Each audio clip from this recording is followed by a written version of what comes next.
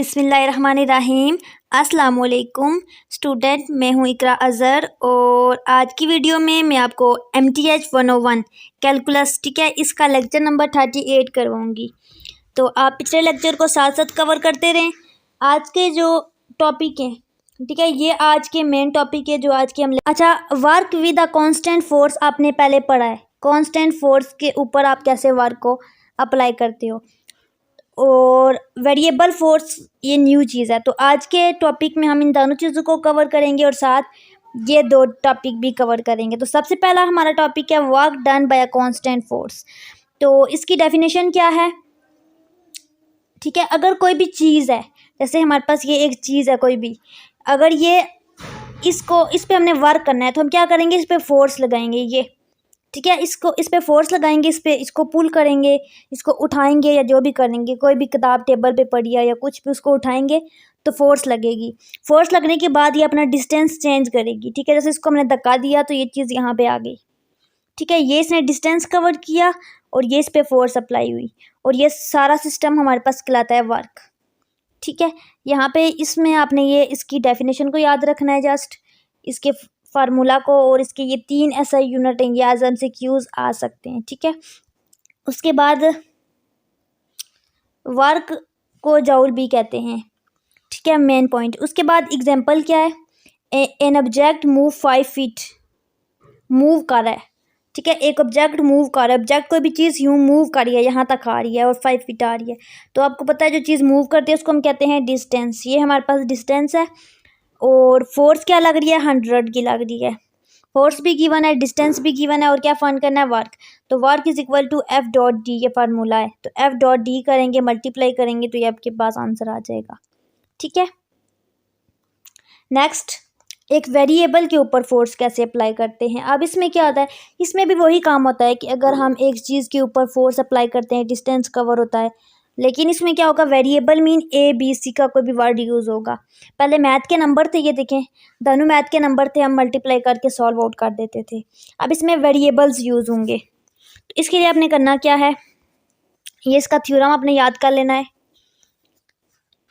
ये इस टाइप की जो फोर्स होती है, जिसमें ये स्प्रिंग है, ठीक है, इसको जब हम खींचेंगे, यहाँ से ये स्प्रिंग लगा हुआ है और ये आपके पास कोई ऑब्जेक्ट है, जब इसको खींचोगे तो ये कभी यहाँ तक मूव होगी या यहाँ तक मूव होगी, A से B। तो फिर देखेंगे जब हमने इसको खींचा तो A से B आते वक्त इसने कितना वर्क किया, ठीक है, कितना डिस्टेंस कवर किया और ओवरऑल कितना वर्क हुआ, ये सारा आपके पास वेरिएबल में आ जाता है। ये सारा आपने रीड आउट कर लेना है, और इसका ये फार्मूला होता है बेसिकली, ये दो फार्मूले, और वही बात मैं आपको बता रही हूँ, इंटीग्रेशन वाला फार्मूला ज़्यादा अप्लाई करते हैं, क्यों, क्योंकि ये जल्दी सॉल्व आउट हो जाता है, ठीक है, इसमें ज़्यादा मेहनत होती है। तो ये इसके दो फार्मूले आपने याद रखना है, MCQs में आपसे पूछ सकते हैं ये दोनों। इसकी एक एग्जांपल को देखेंगे, इससे पहले आपने ये थ्योरम याद रखना है, और ये वर्क का वेरिएबल के ऊपर, वेरिएबल यहाँ पे देखिए एक फंक्शन है, ठीक है, और DX वर्क क्या होता है हमारे पास, FD होता है। अब F भी वेरिएबल है तो हम इसको कहेंगे F ऑफ X वेरिएबल है, लेट्स सपोज, D भी वेरिएबल है तो F ऑफ D कहेंगे, और फिर इसके ऊपर लिमिट भी अप्लाई होगी वेरिएबल के ऊपर हमेशा, तो AB लिमिट होगी, अपर लिमिट लोअर लिमिट। अब इसको कैसे करेंगे, यहाँ पे देखें, a cylindrical water tank of radius, अच्छा यहाँ पे रेडियस गिवन है R, यहाँ पे डिस्टेंस नहीं गिवन, हाइट गिवन है H। How much force is needed to pump all our water over the upper rim of the tank. अब आपके पास वर्क के लिए आपके पास FX DX होना ज़रूरी है, इंटीग्रेशन AB। तो सबसे पहले हमने करना क्या है, ये देखें, force required to move the kth layer equal to the weight of the layer, ठीक है, तो फोर्स के लेयर की क्या होती है, weight plus pi R² del X के, ये। तो यहाँ पे हम वैल्यू को पुट करेंगे, R की वैल्यू आपको गिवन है, डेल X आपको निकालना पड़ेगा, इंटरवल, ठीक है, वो आपके पास नहीं है तो उसको एज इट इज़ लिखते हैं। वेट आपके पास 62.4 है, यहाँ पे लिख दिया, और इसको सॉल्व आउट किया तो ये आपके पास फॉर्म आ जाएगी फोर्स का फार्मूला। और आप क्या है, यहाँ पे W is equal to FD होता है, ठीक है, तो F यहाँ पे आपने ये वाली लिख ली, और डी आपके पास डिस्टेंस कितना है 30 माइनस एक्स के। ओवरऑल जिसका डिस्टेंस है वो 30 है इस पूरे टैंक का, लेकिन आपने यहाँ से लेकर यहाँ तक वाला फाइंड करना है। ठीक है, तो इसको हम कहेंगे 30 और लेट्स सपोज करते हैं यहाँ तक जो है वो एक्स है, तो 30 में से ये एक्स वाला हिस्सा निकाल देंगे ये वाला, तो हमारे पास 30 माइनस एक्स इसका डिस्टेंस आ जाएगा, क्योंकि हमने इस ऊपर वाले पार्ट का फाइंड आउट करना है। ठीक है, इसको सॉल्व आउट करेंगे और आपके पास इस फार्मूले से ये आपके पास सॉल्व आउट होके ये चीज़ आ जाएगी। अब आपने क्या करना है, लिमिट 0 से 15 आपने इसमें अप्लाई करनी है। लिमिट अप्लाई की, सॉल्व आउट किया, इंटीग्रेट किया और ये आपके पास इसका आंसर आ गया। नेक्स्ट टॉपिक है प्रेशर। प्रेशर क्या होता है, force per unit area. Pressure is equal to F divided by A is equal to rho H. ठीक है, उसके बाद ये सारा बता रहे हैं कि रो वेट को कहते हैं और ये सारा आपने रीड आउट कर लेना है, रीड आउट करने वाला है। फ्लूइड की भी डेफिनेशन आपने याद करनी है और इसका फार्मूला याद करना है जस्ट, और इसका एसआई यूनिट और इसकी डायमेंशन। ठीक है, उसके बाद पास्कल का एक प्रिंसिपल है, ठीक है, वो याद करना है। ये सारा आपने रीड आउट करना है, इसमें से आज एमसीक्यूज आ सकता है कुछ ना कुछ। ठीक है, उसके बाद आपने ये चीज़ याद रखनी है, ठीक है, एफ के approximately equal to rho H X के डब्ल्यू एक्स के डेल एक्स के। ठीक है, इसमें ये बता रहे हैं ये सारी चीज़ें किसको कहते हैं, ये भी आपने खुद रीड आउट कर लेना है इसमें। और ये एक फार्मूला आपने याद रखना है, the largest interval go to 0 to F is the total force on fashion will be. और फ्लूइड फोर्स का फार्मूला आपने ये याद रखना है, rho H X W X T X. ये निकालना ईजी होता है, आपको वैल्यू गिवन होंगी, आपने सारी वैल्यू को सॉल्व आउट करके इसको इंटीग्रेट करना होता है। इंटीग्रेशन आप डीपली पीछे पढ़ चुके हो। ठीक है, नेक्स्ट लेक्चर नंबर 39 में क्या है, इम्प्रॉपर इंटेग्रल्स। अच्छा, इम्प्रॉपर का मतलब होता है जो देखिए इनफिनाइट हूँ, इनफिनाइट मतलब इन्फिनिटी तक जाती हूँ, फिनाइट मतलब जिसमें कोई भी काउंटिंग का नंबर आता हो। जैसे इंटरवल्स क्या आती हैं, ये ए कॉमा बी, तो ये फिनाइट है क्योंकि इसमें दानू कोई भी काउंटिंग के नंबर होते थे, आपने पढ़ा था ना 1, 2 कुछ भी होता था। अब इनफिनाइट पढ़ना है तो पहला कोई नंबर होगा और आखिरी वाला इन्फिनिटी होगी हमेशा, इसको कहते हैं इनफिनाइट। वही सारा काम जो पीछे किया वही करना है, लेकिन अब आपने करना क्या है, पहले आप ये काम करते थे, अब जहाँ पे बस यहाँ पे पॉजिटिव इन्फिनिटी लगानी है और जब लिमिट अप्लाई करोगे तो पॉजिटिव इन्फिनिटी आ जाएगा। यहाँ पे देखें, अच्छा लिमिट कैसे लगानी है, वही चीज़ यहाँ पे आपने क्या कहा था, इन्फिनिटी लगेगा, तो यहाँ पे आपने लेट्स सपोज कोई भी नंबर करना है एल। ठीक है, एल, तो एल किस चीज़ को अप्रोच कर रहा है, पॉजिटिव इन्फिनिटी को, यानी कि L is equal to positive infinity है, यानी कि जहाँ जहाँ पे एल आएगा वहाँ पे हम पॉजिटिव इन्फिनिटी डालते जाएंगे या वेरिएबल जो आएगा। ठीक है, तो ये चीज़ आपस में इक्वल होती हैं, इसको एज एग्जाम्पल। अच्छा, इसकी एक मेन बात बता देती हूँ, जब आप एक फंक्शन लोगे, ठीक है, उसमें लिमिट लोगे ए से लेकर कोई भी एल तक नंबर, ठीक है, और उस पर फिर आप एंड पे इन्फिनिटी पुट करोगे जहाँ जहाँ पे भी अपर लिमिट होगी। ठीक है, पहले कोई नंबर पुट करते थे, आप देखोगे आंसर क्या आता है।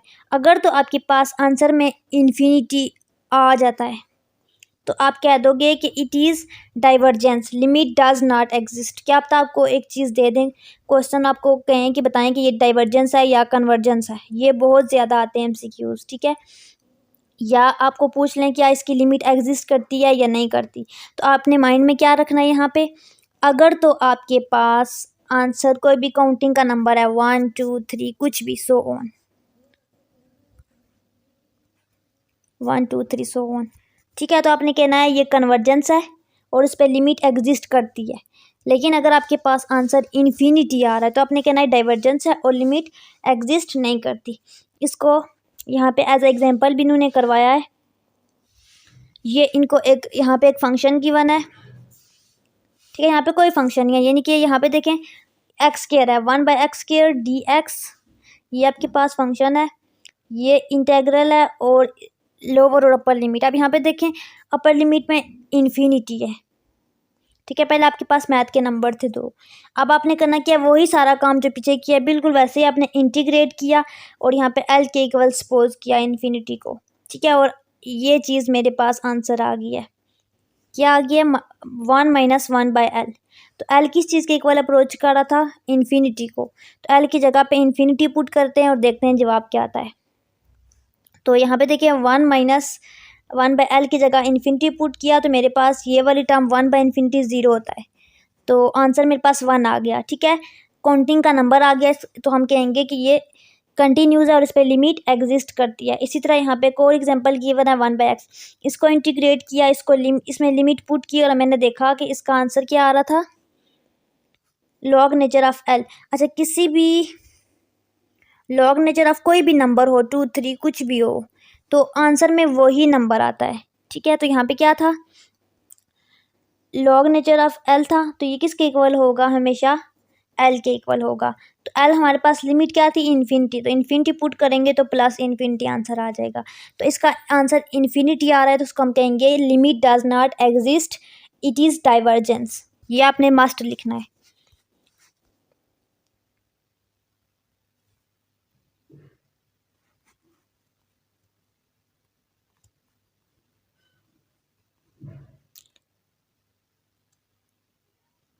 नेक्स्ट आपने क्या करना है? पहले आपने पढ़ा था वॉल्यूम का फार्मूला, क्या पढ़ा था? इज इक्वल टू इंटीग्रेशन होती थी ए बी, कोई भी लिमिट होती थी। ठीक है, पाए f(x²). ये पिछले लेक्चर में मैंने बहुत डीपली आपको कराया है। ठीक है, अब आपने करना क्या है?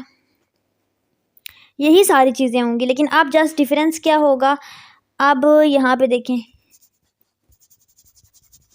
यहाँ पे जहाँ पे ऊपर लिमिट में b था ना, अब यहाँ पे इन्फिनिटी आ जाएगा। ये देखें इन्फिनिटी, या एल आ जाएगा। एल आएगा तो फिर यहाँ पे साथ में मेंशन करेंगे limit L approaches to infinity. तो इस चीज़ आप कह रहे हैं कि अगर हम इनफिनाइट सीरीज़ पे वॉल्यूम निकालते हैं तो ये वाला फार्मूला यूज़ करेंगे। सेम वही फार्मूला है, जस्ट ऊपर इन्फिनिटी आ जाएगा और जब लिमिट लगाएंगे तो एल अप्रोचेस टू इन्फिनिटी हो जाएगा। इसको सॉल्व आउट करेंगे बिल्कुल उसी तरीके से, upper limit lower limit integrate करके, और आपके पास पाई आंसर आ जाएगा। ठीक है, अगर आपने मेरे पिछले लेक्चर समझे हैं तो आपको ये लेक्चर खुद समझ आ जाएगा।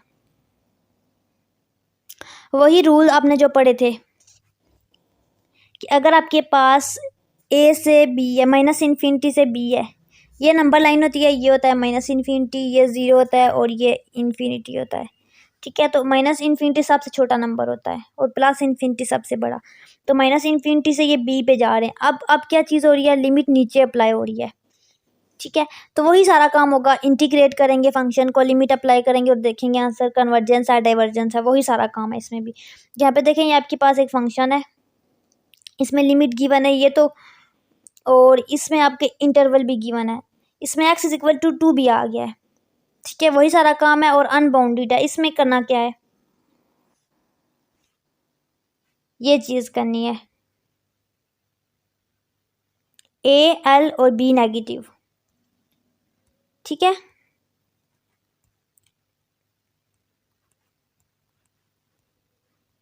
ये आपने थ्योरम याद करना है। थ्योरम अपने मस्ट याद करनी है, एमसीक्यूज में आते रहते हैं ये चीज़ें। ठीक है, नेक्स्ट ये आपके पास वही एक फंक्शन गिवन है, इंटीग्रेशन गिवन है और लिमिट गिवन है, तो इसको आप इजीली इंटीग्रेट कर सकते हो, इसमें कुछ समझाने वाला नहीं है। ठीक है, यहाँ पे आज का लेक्चर खत्म हो गया। आई होप कि ये दोनों लेक्चर आपको अच्छे से समझ आ गए होंगे। दुआओं में याद रखें। अल्लाह।